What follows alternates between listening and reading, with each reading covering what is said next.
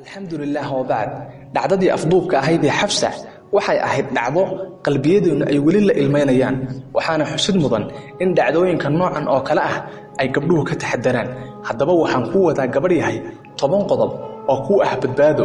iga dhagayso oo u gudbay gabdhaha kale muslimaadka haddaad leedahay dhacdadii xafsa ee ka dhacday Nairobi Kenya waxay ahayd dhacdo ay geysteen rag aanan diir naxaynin oo aanan Soomaali ahayn ogow kuwa badan oo middan ka xun ayaa ka dhaca deegaanada Soomaalida oo ay geystaan rag Soomaaliyeed ilaalinta irdiga iyo sharafta gabdhaha muslimaadka waa laga maarmaan gabadh yahay sameyn sidan si aad u badbaado qodobka koowaad in aad guriga ku nagaato gabadh yahay waa ku badbaado qodobka labaad marka aad banaanka wax uga baahato yaani suuqa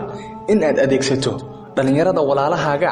ilmaadeerada ilmaabtiyada ama kuwa aad qaraabada tihiin amaba aan dhahaysaygaagee taasina gabadh yahay waa ku badbaado qodobka saddexaad haddii dantu ay kugu qasabto in aad banaanka aado cid aad adeegsatana aad weydo waa inaad sii weysa qaadataa xirsi-xidhna aad samaysaa yacni adkaarta subaxii iyo galabtii gurigaaga ta aad kaga sii baxaysana ha ilaawin gabadh yahay middaasina waa kuu badbaado qodobka afraad waa in aad si fiican u xijaabataa oo aadan xidhan dhar muujinaya jidhkaaga si aysan kuu hungurayn kuwa qalbiyada liita gabadh yahay middaasina waa kuu badbaado qodobka shanaad in aad lahaataa gaadhi kuu macmiil ah yacni gaadhi aad keligii magaalada ka raacdo oo kuu gaar ah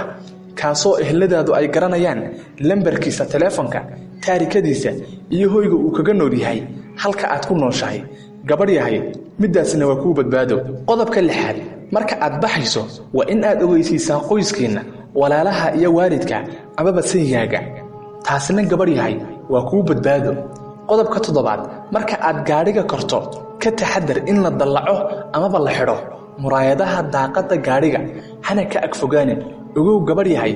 middaasina waa kuu badbaado qodobka sideedaad xadaarnaada teleefankaaga gacanta haddii aad halis dareento si degdega ugu dir fariimo oo la xidhiidh ehelkaaga adigoo u sheegaya gaadhiga aad la socoto iyo halka aad ku sugan tahay qodobka sagaalaad haddii ay dantu kugu qasabto in aad raacdo gaadhi aadan horay u raaci jirin qor taarikadiisa gaariga qor lambarka darawalka oo hubi wac tijaabi in uu dhacayo kadib macluumaadka u dir ehelkaaga si loola socdo badqabkaaga gabadh yahay middaasina waa kuu badbaado qodobka tobnaad ka fogow in aad darawalka ama qof gaadhiga kula saaran uu ku siiyo wax la cabo ama wax la cuno sidoo kale iska ilaali in aad keligaa gaadhi raacdo gabadh yahay ogow middaasina waa kuu badbaado feejignaan dheeriya muuji iska daa socdaallada aad gelayso ee aanan ku ahayn danta iyo ragga ku gayee aad socdaallada la samaynayso dhowrso oo dharkaaga xidho hoygaaga ku sugnow ogow middaasina waa kuu badbaado haddii fariintana ay ku soo gaadho waxaan kaa codsanayaa in aad gaadhsiiso walaalaha kale ee muslimiinta si ay gabdhaheennu u badbaadaan aniga iyo adigana waxaan ilaahay inooga baryayaa inuu miisaankeenna xasanaadka inoogu xoojiyo maalin aan maanta uga baahi badannahay alxamdulilah wabacd dhacdadii afduubka ahayd ee xafsa waxay ahayd dhacdo qalbiyadeenu ay weli la ilmeynayaan waxaana xusid mudan in dhacdooyinka noocan oo kale ah ay gabdhuhu ka taxadaraan haddaba waxaan ku wadaa gabadh yahay 10 qodob oo ku ah badbaado iga dhagayso oo u gudbay gabdhaha kale muslimaadka haddaad leedahay dhacdadii xafsa ee ka dhacday Nairobi Kenya waxay ahayd dhacdo ay geysteen rag aanan diir naxaynin oo aanan Soomaali ahayn ogow kuwa badan oo middan ka xun ayaa ka dhaca deegaanada Soomaalida oo ay geystaan rag Soomaaliyeed ilaalinta irdiga iyo sharafta gabdhaha muslimaadka waa laga maarmaan gabadh yahay sameyn sidan